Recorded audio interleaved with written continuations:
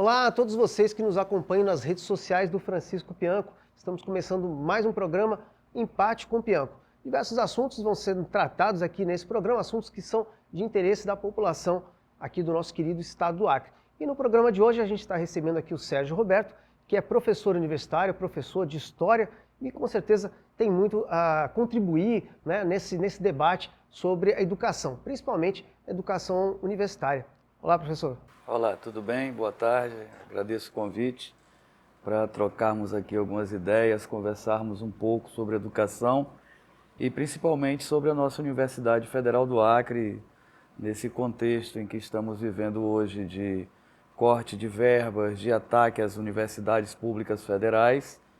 Então é um momento muito rico para tratarmos isso, principalmente quando se almeja um debate sobre políticas públicas que certamente perpassarão essas instituições. Francisco, a questão da educação, e especialmente da educação universitária, foi um tema bastante tratado ao longo aí da sua vida, da sua caminhada. Acho que uma delas foi a própria discussão da Universidade da Floresta, que acabou ajudando aí na construção do campus Floresta, lá de Cruzeiro do Sul. Como é que você, como uma liderança indígena, enxerga essa questão da educação e especialmente da educação universitária? Primeiro, eu vou aprender muito aqui com o Sérgio Roberto sobre, como que está hoje, como é que ele está vendo, acompanhando, por estar atuando diretamente aí na universidade. E creio que o debate feito lá em Cruzeiro do Sul, naquela região, tinha ali a discussão da Universidade da Floresta, que foi tomando outro caminho. Hoje é Campus Floresta em Cruzeiro do Sul. Tenho certeza que tem ajudado muita gente. Eu vejo a população ali, a juventude de Cruzeiro, bastante assim, feliz de ter ido para lá a universidade, porque era muito difícil ali. Eu acho que vai vir uma geração nova, mais aberta, preparada, inclusive, para lidar com os momentos atuais. E a ideia era tentar aproximar mesmo os saberes da floresta com a universidade. Eu acho que isso não se perdeu ainda, esse debate ainda é atual, é preciso ainda insistir, continuar insistindo nessa direção, porque eu acho que todo mundo ganha com isso, Então, são desafios que estão aí, que eu acho que a gente precisa retomar e ir avançando aos poucos. Na época até entendo que criar uma Universidade da Floresta ficou meio... não é simples, não é fácil, estruturar um projeto como esse, mas eu acho que continua ainda essa necessidade de estreitar os conhecimentos tradicionais da população da floresta com a nossa academia, a nossa ciência. Então é um pouco isso que eu vejo, que houve avanço, mas precisa continuar avançando no sentido de ter esse encontro ainda, desses dois saberes que são bastante importantes aqui na nossa, principalmente para nós que somos daqui. Professor, de que maneira um mandato de um parlamentar, de um deputado federal e, no caso, um parlamentar indígena pode contribuir nesse fortalecimento da Universidade Federal do Acre, por exemplo? Então, Leandro e Francisco, eu acho que primeiro nós temos que discutir um pouco o próprio papel da universidade e o comportamento da universidade. Se nós pensarmos, basicamente, a conformação desses saberes acadêmicos a partir do século XIX, ele leva a universidade a fechar-se. Ele tem uma perspectiva de fechamento da universidade a partir de uma concepção de saber que é extremamente vinculada à razão, ao cientificismo, à técnica.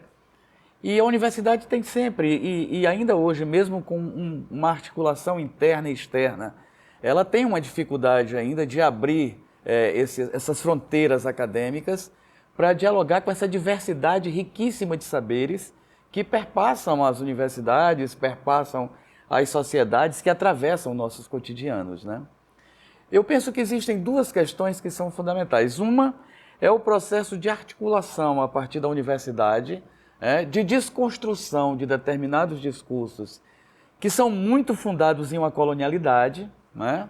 Uma perspectiva eurocêntrica de saber. É preciso haver um confronto interno na universidade, de desmantelo e de confronto com esses saberes que se pensam como autossuficientes. E uma outra questão é como nós poderíamos ter processos de articulação com a sociedade, na perspectiva de que esses saberes eles circulassem na universidade de forma intensa e a universidade ela circulasse numa multiplicidade de espaços, e aí caracterizaria essa perspectiva de uma universidade efetivamente plural. Onde é que o mandato de um parlamentar ele contribuiria? Ele contribuiria fundamentalmente a partir do momento que ele se fizesse presente na universidade, para discutir, por exemplo, determinadas temáticas que são muito caras para a sociedade e também devem ser para a universidade. Veja, a questão linguística é uma delas. É um ponto fundamental de debate. Se você pensa, por exemplo, o que representa hoje o PPGLI, fazer uma oferta de um curso de línguas e ofertar uma língua indígena no processo de formação, trabalhado por indígenas, é um momento fantástico da universidade estar passando por um processo de fissura. Isso são fissuras, né? E essas fissuras, elas precisam, muitas vezes, do apoio institucional. Daí, por exemplo, que a ação do parlamento, de um parlamentar comprometido com isso, fazendo essas articulações, transformando a universidade num espaço de debates e discussões, eu penso que seria algo de primordial importância, né? O senhor, como professor de História, vendo essa oportunidade de, por exemplo, a gente chegar a ter um parlamentar indígena ocupando aí um cargo no Congresso Nacional. O senhor teria alguma pergunta, algum questionamento a fazer para o Francisco? Tem. Eu perguntaria para o Francisco, por exemplo, como ele poderia atuar mediante esses ataques que a universidade sofre hoje, né? Mediante essa política de corte de verbas absolutamente cruel que é feita para a universidade hoje, e como você pensaria essa articulação com a universidade, não apenas sendo o parlamentar que vai anunciar emendas, mas numa perspectiva de ter uma presença na universidade como um ponto efetivo de articulação de saberes, de fazeres, né? Como seria possível você desenvolver esse tipo de ação? Eu acho que a questão aí, eu venho de um processo de formação que, se não tiver o diálogo entre as lideranças nossas com a sua comunidade, a gente comete muitos erros, né? Então, acho que partindo desses princípios, o diálogo com a universidade, porque eu acredito que a universidade tem muito a oferecer, informar uma geração mais aberta, né, mais preparada, para entender essa diversidade, né? Eu acho que está faltando um pouco esse debate. Talvez as pessoas tenham um pouco medo de lidar, né, de trazer esse debate. Não sei se a palavra é medo, mas ter a dificuldade de encarar essa realidade. Eu acredito que esse é um processo bem, né, estrutural. Hoje, o que se mexe lá em cima, no governo federal, ele reflete na ponta. A gente ainda não está preparado para poder fazer um processo de mudança e uma atuação a partir da universidade. Ela ainda não, dá para ver que a própria juventude tem muita dificuldade de compreender isso. Eu espero que a gente esteja amadurecendo, inclusive, nesse processo, porque muitas vezes é como, às vezes, a universidade fica dependendo ainda de alguém de fora para dizer como é que tem que ser feito. Claro que tem uma estrutura, né? A academia é uma estrutura bastante já, de alguma maneira, empoderada, independente, mas ela ainda tem a necessidade de fazer o debate para criar uma sociedade, inclusive os próprios acadêmicos, os professores que dão aula, num entendimento de que a sociedade, né, vai depender muito de como ela está formando as pessoas de hoje. Os jovens de hoje precisam se preocupar com a universidade, não querer receber ela pronta. entendeu? Acho que esse processo de mudança vai acontecer a partir do momento que inicia esse debate e os estudantes, eles passam a assumir também responsabilidade de cuidar, né, do presente e do futuro, não esperar a coisa pronta. Eu acho que todo segmento da sociedade tem que ser envolvido nessa discussão. E eu acho que essa questão hoje de não priorizar, não dar valor à universidade, não colocar ela como uma questão estratégica para o futuro, isso é muito ruim. Todos nós vamos sentir no futuro bem próximo aí as consequências de uma sociedade que elas não se conversam, não se conhecem e começa a ter os conflitos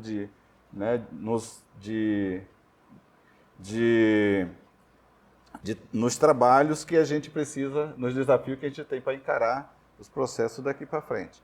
Eu entendo, viu, Sérgio Roberto, de que não tem como a gente ficar, não aproximar os saberes locais, regional, né, para um diálogo com a universidade. Não dá para deixar de fazer, porque é uma pluralidade muito grande, aqui é uma diversidade de povos, de conhecimento, que o mundo inteiro está tentando se aproximar desse conhecimento, dessa riqueza que a gente tem aqui. Eu lembro de alguns momentos onde a nossa comunidade, né, chegava alguém só para pesquisar, para preencher um caderno, trazer informações e trazer para defender, fazer o seu... completar a sua pesquisa. A gente não tinha significado nenhum, muitas vezes, para ele. Mas era uma matéria que ele tinha que ir lá, pegava, preenchia uma coisa. Eu acho que isso tem que ser superado. Eu acho que a gente tem que ter muito orgulho do que a gente tem aqui, coisas que a gente tem aqui que outros não têm, e a gente poder enriquecer cada vez mais a nossa universidade com conteúdos que possam nos botar no lugar de competir com qualquer um outro em qualquer lugar do mundo. A gente está ficando para trás porque a gente quer copiar coisas que têm importância lá fora e nós deixamos nossas coisas importantes daqui e passando, e muitas vezes é se apropriado por outros de fora que depois vem trocar isso, botar, né, isso como um produto que a gente mesmo vai ter que comprar. Essa sabedoria que tem aqui, ela pode contribuir para fazer o inverso disso, né? Nós podemos ter aqui relações, contato com qualquer universidade do mundo, porque nós temos o maior patrimônio, né? Tanto no ponto de vista de riquezas naturais, como também de conhecimento, que pode ser muito bem aproveitado para essa geração, as próximas gerações aí. Essa ideia, mais ou menos, de que os conhecimentos tradicionais dos povos nativos, eles podem gerar uma riqueza para a população do Acre. E qual seria o papel da universidade para fazer para transformar aquilo que é um conhecimento tradicional em riqueza de fato para as pessoas? Olha, eu acho que mexer inclusive no conceito de desenvolvimento, né? Você não pode achar que desenvolver uma região como essa, ela não tenha que passar por um profundo estudo, né, de análise, pesquisa, para você poder saber até onde isso vai contribuir no sentido de alavancar o desenvolvimento de uma região como essa. É muito comum a gente ver hoje as pessoas derrubam a floresta e botam soja, porque a soja vai para o mercado, tem um mercado, e bota na ponta do lápis, isso gera uma economia. Mas essa economia ela não pertence a a população em geral. Ela pertence a um grupo, né? Então você não distribui renda.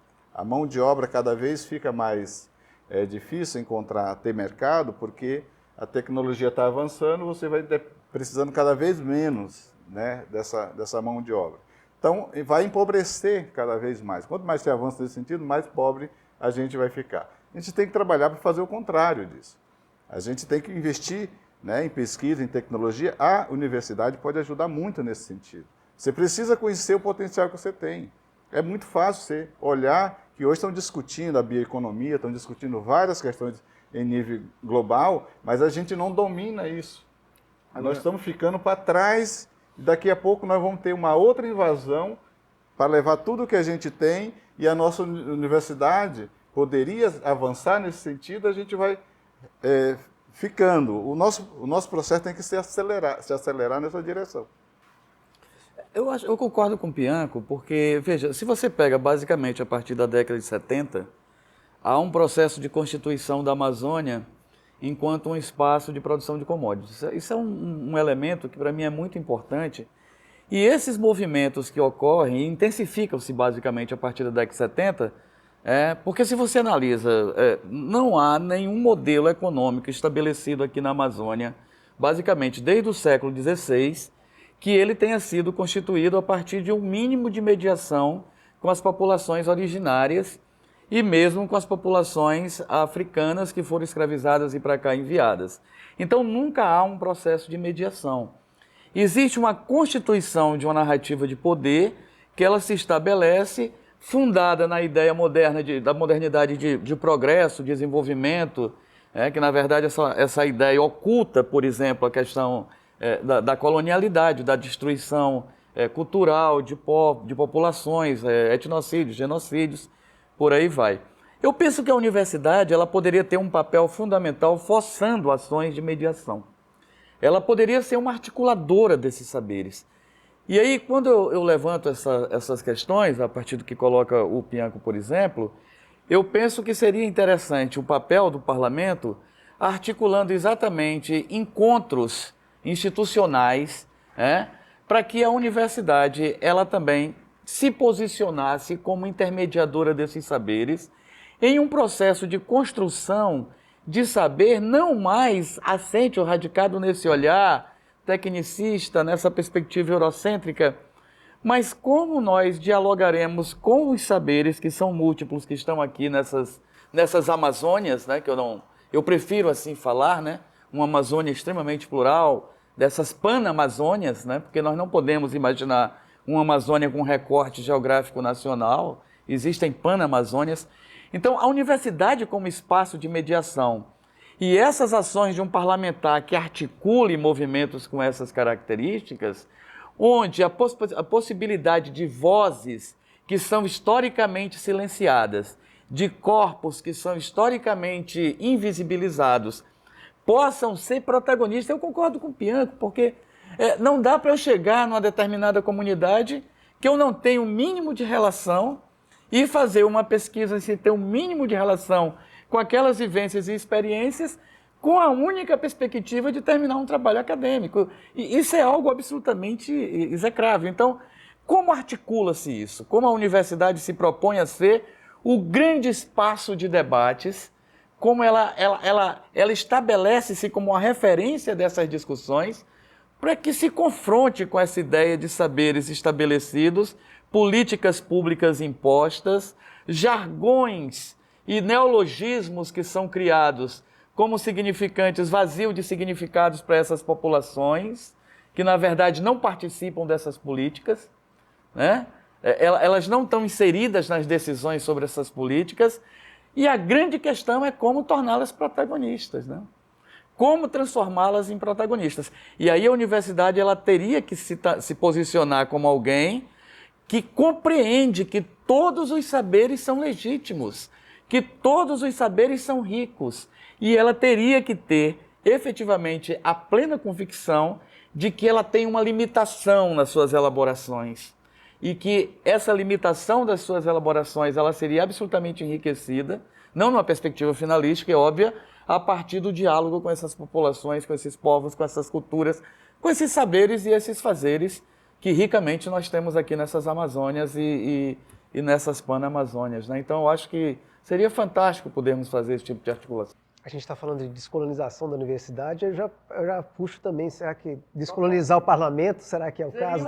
O parlamento precisa mais do que nunca ser decolonizado, porque ele é fundado em quê? Num patriarcado, ele é fundado numa racialização, porque a participação de determinados grupos étnicos, ela basicamente não existe no parlamento, e ela é fundada numa certa geopolítica de saberes, Francisco, topa o desafio?